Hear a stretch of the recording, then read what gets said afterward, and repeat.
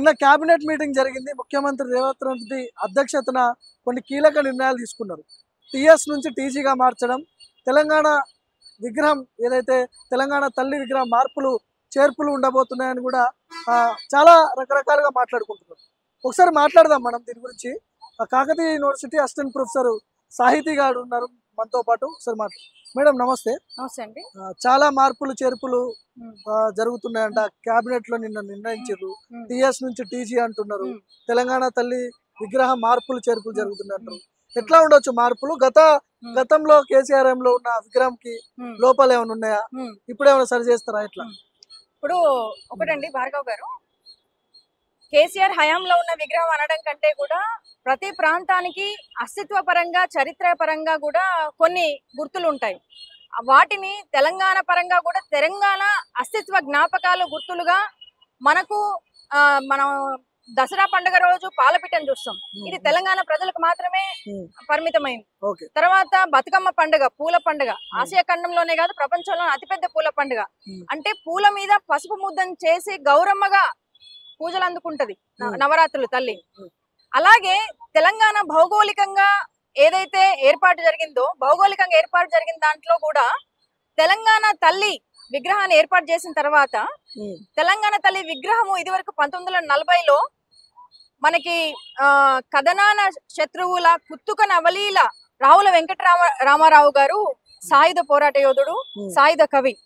So ఆయన గలంలోంచి వచ్చినటువంటి గేయము అప్పట్లో తెలంగాణ మలిదశ ఉద్యమంలో ప్రతి వేదిక మీద కూడా ఆ గేయము పాడబడ్డది. ఆ క్రమంలో మన తెలంగాణ రచయిత అందశ్రీ గారు ఒక గేయాన్ని రాశారు.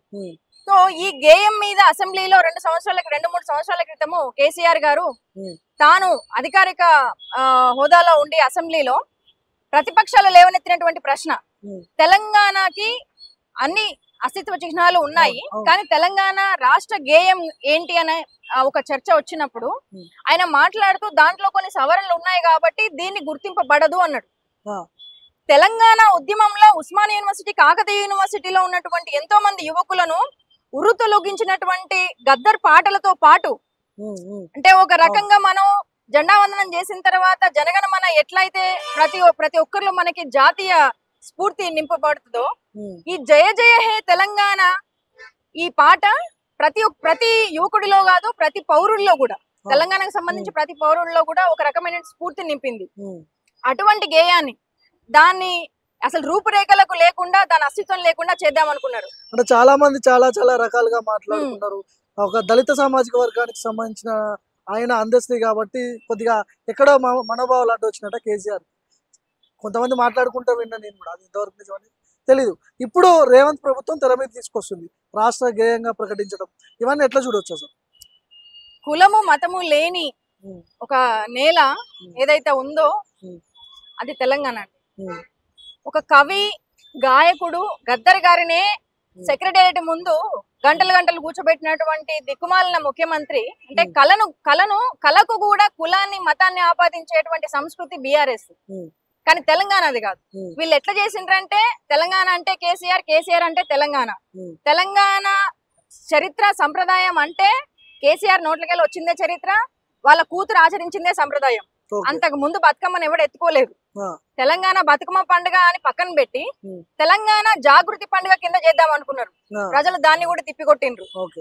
మనకు కైకిలు పోయిన తర్వాత పొలాల్లో ఎంతో మంది అవ్వలు పాటలు పాడతారు. ఇవాళకి ఒక్క పాట అలా బురదలకు దిగి చైన్ల మన పొలంలో నాటేసుకుంటా ఒక్క పాట ఎత్తుకోమనండి జాగృతి కవిత గారిని. ఇప్పుడు అసెంబ్లీ ముందు ఏదో జ్యోతిరావు పూలే విగ్రహాలు పెట్టాలని దీక్ష కూర్చుంటుందంట, ధర్నా చౌక్ లో పోతుందంట రేపెల్లు. ఇప్పుడు తెలంగాణ గడ్డ మీద మద్యపాన నిషేధం కోసం పోరాటాలు జరిగినాయి. అది కల్తీ సారానే కావచ్చు, గుడుమానే కావచ్చు, లేకపోతే గంజాయి కావచ్చు, పుస్తలు తెగుతున్నాయని ఎంతో మంది పోరాటాలు చేసిండ్రు. మాకి బెల్ట్ షాపులు వద్దు అని. అప్పుడు గలమెత్తని కవిత గారు ఆఖరికి మద్యంలోనే పెట్టుబడి పెట్టి ఆమె సిరిమంత్రాలు అవుదాం అనుకున్నది. ఎంతమంది పుస్తలు తెగుండొచ్చు, ఎంతమంది యువకులు తాగి యాక్సిడెంట్లలో చనిపోయి ఉండొచ్చు. మీ పెట్టుబడులు ఇవి మీకు అప్పుడు గుర్తొచ్చాయి. ఇప్పుడు ఎప్పుడైతే అధికారం కోల్పోయి రెక్కలిడిచిన పక్షుల్లాగా ఇయ్యాల మీరు ఉన్నారు కాబట్టి మళ్ళా మమ్మల్ని ఆదుకోండి మాకు గుర్తింపు కావాలని ఇవాళ నీకు గుర్తింపు కావడం కోసం బీసీలకు ఏదైతే పితామహులుగా ఉన్నటువంటి మహాత్మా జ్యోతిబా పూలే విగ్రహాన్ని పెట్టి అందులో నిన్ను నీ పలుకుబడిని పెంచుకుందాం అనుకుంటే సమాజం ఒప్పుకోదు. వీళ్ళని చూసి నవ్వుతున్నారండి సమాజం ఆల్రెడీ. మహాత్మా పూలే మాట వాళ్ళ పేరు ఉచ్చరించే అర్హత కూడా లేనటువంటి కుటుంబం వీళ్ళది. ఏ రోజు కూడా బీసీ గురుకులాలను లేకపోతే బీసీ వెల్ఫేర్ హాస్టల్స్ ని విజిట్ చేసి ఎంతమంది పిల్లలు బీసీ హాస్టల్స్ లలో అక్కడ ఫుడ్ పాయిజన్ చనిపోలేదు? ఒక్క రోజైనా ప్రగతి భవన్ లో ఫుడ్ పాయిజన్ జరుగుతుందా? జరగదు. కానీ బీసీ గురుకులాల్లో జరుగుతుంది. బీసీ గురుకులాల్లో అన్యాయం జరిగినప్పుడు ఆ పిల్లలు ఫుడ్ పాయిజన్ జరిగి ఆఖరికి అంబులెన్స్ తక్కువ పడితే ట్రక్కులు ఎక్కించిన రోజులు ఉన్నాయి. అప్పుడు నీకెందుకు గుర్తు రాలేదు బీసీ? ఇవాళ నీకు బీసీ గుర్తుకొచ్చింది. ఓకే, సో టీఎస్ నుంచి టీజీగా ఎందుకు మార్చాలి? గతంలో తెలంగాణ ఉద్యమ సమయంలో కూడా టీజీ అని నెంబర్ ప్లేట్లు తలించుకొని తిరిగి ఉద్యమకారులు చాలా మంది. అవునండి. ఎందుకు టీజీకి ఇప్పుడే మార్చు? ఏం చెప్పదలుచుకున్నారు దాని ద్వారా? మీరు ఒకసారి గమనిస్తే అప్పటి తెలంగాణ మలిదశ ఉద్యమంలో ఉస్మానియా యూనివర్సిటీ విద్యార్థులు గాని, మన కాకతీయ యూనివర్సిటీ విద్యార్థులు గాని, ఆఖరికి పౌర సంఘాలు, ప్రజా సంఘాల వాళ్ళు గాని అర్ధనగ్న ప్రదర్శనలు చేసేవాళ్ళు. ఏది రాజగోపాల్ లాంటి వాళ్ళు తెలంగాణ వద్దంటే, లేకపోతే సమైక్యాంధ్ర వాళ్ళు కొందరు వద్దంటే వాళ్ళ ఛాతీ మీద టీజీ అని రాసుకునేది. టీజీ అని జై తెలంగాణ టీజీ. వీళ్ళ పార్టీ అప్పుడు టిఆర్ఎస్, తెలంగాణ రాష్ట్ర సమితి. సో వీళ్ళు ఆర్ని పక్కన పెట్టి వీళ్ళ గుర్తు ఉండాలి, వాళ్ళ అస్తిత్వం కోసం వాళ్ళు పెట్టుకున్నారు. కొంతమంది తెలంగాణ శేఖర్ అంటున్నారు, కొంతమంది తెలంగాణ వాళ్ళ అస్తిత్వం కోసమే తెలంగాణ శేఖర్ అని పిలిపించుకోవడం కోసమో టిఆర్ఎస్ అనిపించుకోవడం కోసం వాళ్ళ బతుకు తీరు కోసం వాళ్ళు మార్చారు. కానీ వాస్తవానికి మీరు మీరైనా గమనించండి, గత 15-14 సంవత్సరాల నుంచి అయినా 10 సంవత్సరాల క్రితమైనా కూడా మీరు పాత ఏ స్టేట్మెంట్ చూసినా, పేపర్ స్టేట్మెంట్ చూసినా కూడా యువకుల ఛాతి మీద రాసుకున్నారండి. అది గుండెల్లోంచి వచ్చింది. ఇప్పుడు ఈ నెంబర్ల పేట్ల మీద అక్కడ మార్చే కాదు, జనం గుండెల్లోంచి వచ్చింది టీజీ అని. వీళ్ళు పేపర్ల మీదనే లేకపోతే ట్రాన్స్పోర్ట్ రికార్డ్స్ నుంచి రాలేదు. సో వీళ్ళు సృష్టించింది అది. అంటే ఆయన ఒక ఇంజనీర్ అవుతాడు ప్రాజెక్ట్ కడితే, పాట రాస్తే వద్దొద్దు ఇలా కొన్ని మెలకు మళ్ళీ దీన్ని దిద్దాల దీన్ని అని చెప్పి ఈయన మెలకువలు నేర్చిన కవిలాగా ఈయనే దాన్ని పాటగాడైతాడు, రాటగాడైతాడు, కవి అవుతాడు, ఇంజనీర్ అవుతాడు, కరోనా వస్తే డోలా వేసుకోమని డాక్టర్ అవుతాడు. ఇక అన్ని ఈయనే ఆల్రౌండర్ అనుకుంటున్నాడు. అందుకే అట్లా తెలంగాణ మోసపోబడ్డది, దోచుకోబడ్డది, ఒక దొంగ రూపంలో దోచుకోబడ్డది. కాబట్టి ఇవాళ నికార్స్ అయిన తెలంగాణ బిడ్డ కవి మన అందశ్రీ గారిని గౌరవిస్తూ కూడా మనం ఈ జయ జయ హే తెలంగాణ గేయాన్ని మన రాష్ట్ర గేయంగా నిన్న కేబినెట్ ఆమోదం తెలపడం చాలా హర్షణీయమైనటువంటి విషయం. ఇది ఇక్కడ రాసిన వాళ్ళు ఏ కులం ఏ జాతి అని చూసే వాళ్ళను అంతకంటే పచ్చకామర్లు ఉన్న వాళ్ళంతా వీళ్ళు, వాళ్ళకి లోకం అంతా పచ్చగానే కనబడుతుంది బరాబర్. సో వాళ్ళని అసలు పట్టించుకోవాల్సిన పని కూడా లేదు. ఇట్లా చేస్తేనే కదా వాళ్ళ జనాలు ఈవీఎం మిషన్ల మీద బుద్ధి ఇదే చేయితోటి చెంప చెల్లు అనేటట్టు ఇచ్చిండ్రు. అసలు ఆ 39 సీట్లు కూడా అసలు ఇంకా సిగ్గుండాలి కొంచెమైనా ఆ మాట మాట్లాడడానికి. వాళ్ళు మార్చొద్దు, ఇది మార్చొద్దు, అది మార్చొద్దు అని చెప్పి అసలు తెలంగాణ అస్తిత్వాన్ని కూడా మొత్తం మార్పు రూపురేఖ లేకుండా చేద్దాం అనుకున్నటువంటి కుట్ర జరిగింది తప్పకుండా. కేఆర్ఎంబి గురించి చర్చ వస్తుంది ఇప్పుడు. నాగార్జున ప్రాజెక్టు, శ్రీశైలం ఇది తీసుకుపోయి కేంద్రానికి అప్పచెప్పారు.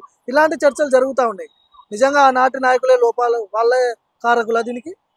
ఆనాటి నాయకులు అంటే మీరు 10 సంవత్సరాల గత కేసీఆర్ పాలనలో ఇప్పుడు ఆయన అందులో నుంచి ఏ రోజు కూడా బయటికి రాలేదండి. ప్రగతి భవన్ లోంచి బయటికి రాకుండా ఒక బడ్జెట్ రూపొందించాలంటే కూడా ఆర్థిక శాఖ కూడా ఆయన చేతిలోనే, విద్యాశాఖ సంబంధించి ఎంత పైసలు ఇవ్వాలి ఆయనే ఇచ్చేది.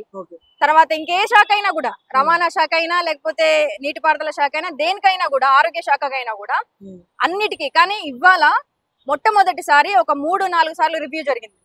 ఒక బడ్జెట్ విషయంలో కేబినెట్ లో ఉన్నటువంటి ప్రతి శాఖకు సంబంధించినటువంటి మినిస్టర్ ని కూర్చోబెట్టి ముఖ్యమంత్రి గారు ఒక ప్రాపర్ గా బడ్జెట్ ని రూపొందిస్తున్నారు. ఇక్కడ ఇట్లనే ప్రాజెక్టుల పరంగా కూడా ఆయన స్కెచ్ గా అంతే, ఆయన ఇంజనీర్ అనుకున్నాడు. తెలంగాణలో ఇంజనీర్ లేరు, అన్ని కేసీఆర్. అంటే తెలంగాణ అంటే కేసీఆర్, కేసీఆర్ అంటే తెలంగాణ అని చెప్పాలనుకున్నాడు. అందుకే కేసీఆర్ కట్టడాలు అని చెప్పి ఆయన గుర్తు ఉండేలాగానే కొన్ని నిర్మాణాలు కూడా చేసిండ్రు. తెలంగాణ ఎంత కాకతీయుల చరిత్ర నుంచి గానీ, అంత ముందున్న చరిత్ర నుంచి గానీ అప్పుడున్న గుళ్ళు గోపురాలే అవి అసలు చరిత్రకు అవి అండి ఆనవాళ్ళు. ఇవాళ ఈయన కట్టిన 1-2 అందులో దోపిడీ కోసం కట్టినవి కాదు. ఇప్పుడు మాట్లాడితే కాంగ్రెస్ వాళ్ళు దోచుకున్నారు అంటే అవినీతి జరిగింది, లక్షల కోట్ల అప్పు జరిగిందని మాట్లాడుతున్నారు కదా. మల్లారెడ్డి లాంటి వాళ్ళు మొన్న మాట్లాడుతూ అభివృద్ధి చేసినప్పుడు అప్పులు కావా, సెక్రటరియట్ కట్టినాము, అమరవీరుల స్థూపం కట్టినాము, అంబేద్కర్ విగ్రహం కట్టినాము, ఇవన్నీ ఎక్కడి నుంచి వస్తాయి పైసలు, అప్పులు చేస్తూనే వస్తాయి కదా అంటారు. లక్షల కోట్లు అవుతుందా అండి ఒక బిల్డింగ్ కట్టడానికి, ఒక ప్రాజెక్ట్ కట్టడానికి లక్షల కోట్లు. అదే ప్రాజెక్టు గత కాంగ్రెస్ హయాంలో వైఎస్ఆర్ గారు ఉన్నప్పుడు వాటిని డిజైనింగ్ చేసినప్పుడు అయినటువంటి బడ్జెట్ ఎంత, మీరు కాంట్రాక్టర్ల షేరు మీ షేర్ కలుపుకొని మీరు ఇచ్చినటువంటి నెంబర్ ఎంత? చర్చకు రావాలండి, వాళ్ళకి దమ్ముంటే చర్చకు కూర్చొని గత రికార్డ్స్ అన్ని కూడా తీయాలి. తీసి అప్పుడు ప్రాజెక్ట్ డిజైన్ చేసినప్పుడు ఉన్నటువంటి వ్యయం ఎంత, ఇప్పుడు మీరు పెట్టిన వ్యయం ఎంత, ఈ వ్యయంలో ఎంతమంది, ఇప్పుడు వాళ్ళు ఒక 100 రూపాయలు ఒక ప్రాజెక్ట్ కేటాయిస్తారండి, 100 రూపాయల్లో 60 రూపాయలు ప్రాజెక్ట్ కని చూపిస్తారు, ఈ మిగతా 40 రూపాయలు కేసీఆర్ గారివి. మళ్ళీ ఈ 60 రూపాయలు ప్రాజెక్ట్ వెచ్చించాల్సిన వ్యయంలో 50 పైసల మందం కూడా ప్రాపర్ గా నాణ్యమైన పెట్టకుండా 10 రూపాయలు మళ్ళీ కాంట్రాక్ట్ కి, 10 రూపాయలు ఆ మంత్రికి, 10 రూపాయలు అక్కడ ఎమ్మెల్యేకి, 10 రూపాయలు ఇలా కొడుకి, 10 రూపాయలు ఇలా కూతురికి, ఈమె ఇవి తీసుకుపోయి ఇక్కడ పైసలు తీసుకుపోయి ఢిల్లీలో లిక్కర్ స్కామ్లలో పెట్టుకుంటారు. ఇప్పుడు బడ్జెట్ పరంగా కూడా, అప్పుడు ఉన్నటువంటి బడ్జెట్ పరంగా కూడా వాళ్ళు వ్యయం ఎంత కేటాయించిండ్రు, ఈ చర్చకు వాళ్ళు రాగలిగితే బుద్ధి వస్తుంది. ఇంకా మల్లారెడ్డి గారు అంటారా, ఓ జోకన్ ఎమ్మెల్యే, ఆయన గురించి మాట్లాడడం కూడా అనవసరం. నేను స్కూల్ కట్టినా, కాలేజీలు కట్టినా, పూలమ్మినా, పాలమ్మినా అనే మనిషి గురించి నువ్వు స్కిల్ డెవలప్మెంట్ సెంటర్ పెట్టినవా? ఇప్పుడు ఇదే కాంగ్రెస్ హయాంలో పాలకుర్తి నియోజకవర్గం నుంచి ఝాన్సీ రెడ్డి గారి కోడలు యశస్విని రెడ్డి గారు యంగెస్ట్ ఎమ్మెల్యేగా ఉన్నారు. ఇప్పుడు వాళ్ళు వాళ్ళ సొంత డబ్బులతో దాదాపు 72 ఎకరాల్లో ఒక స్కిల్ డెవలప్మెంట్ సెంటర్ కి పునాదేసిండ్రు. నువ్వు రా చర్చకి, నువ్వు రా మా వరంగల్ జిల్లాకి రా, మా పాలకుర్తి జిల్లాకి రా.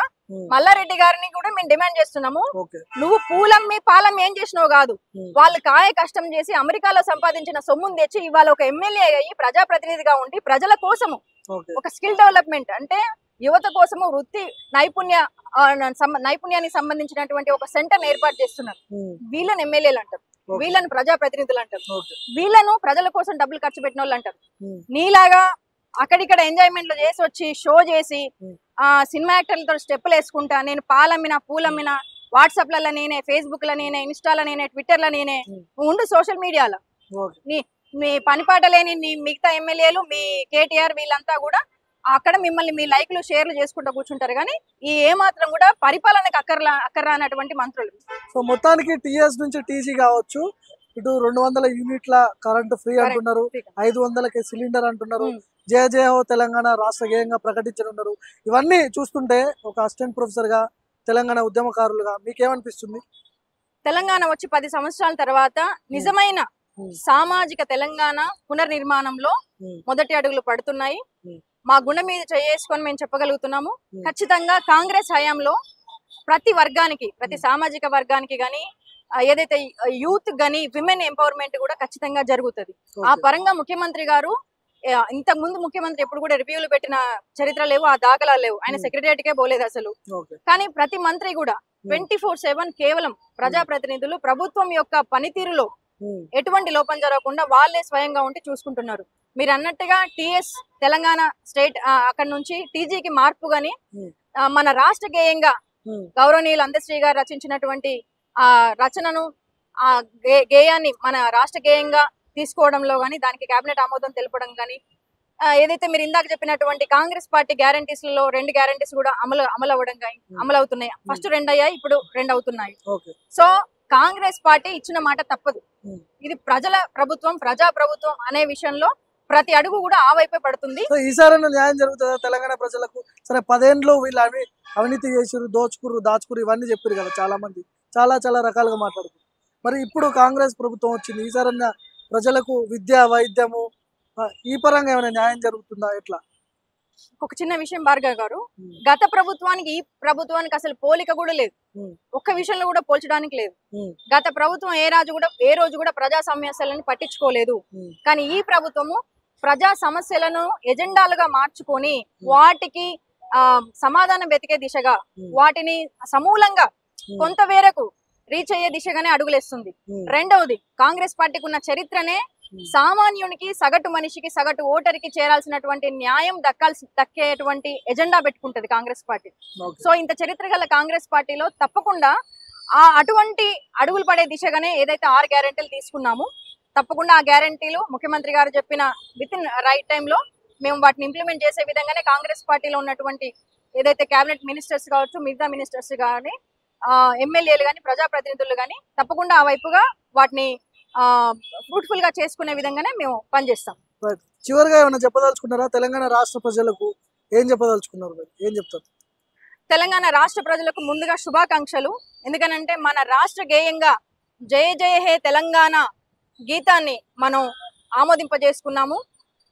ఏదైతే మన గుండెల్లో తెలంగాణ ఆ ఎమోషన్ ని ఒక విప్లవంగా, ఒక పోరాటం దిశగా నడిపినటువంటి మన కవులు, మన గద్దరన్నే కావచ్చు, మన అందశ్రీ గారు కావచ్చు, ఇంకా చాలా మంది, వీళ్ళలో ఉన్నటువంటి వాళ్ళు రాసిన ఆ ప్రతి లైన్ లో ఉన్నటువంటి ప్రతి అక్షరంలో కూడా తెలంగాణ అస్తిత్వం ఉంది. సో తెలంగాణ అస్తిత్వ జ్ఞాపకాలుగా ఇవాళ మొట్టమొదటిసారిగా గేయం మనకి ఆమోదింపబడినందుకు తెలంగాణ ప్రజలకు నేను ప్రత్యేకంగా శుభాకాంక్షలు తెలియజేస్తున్నాను.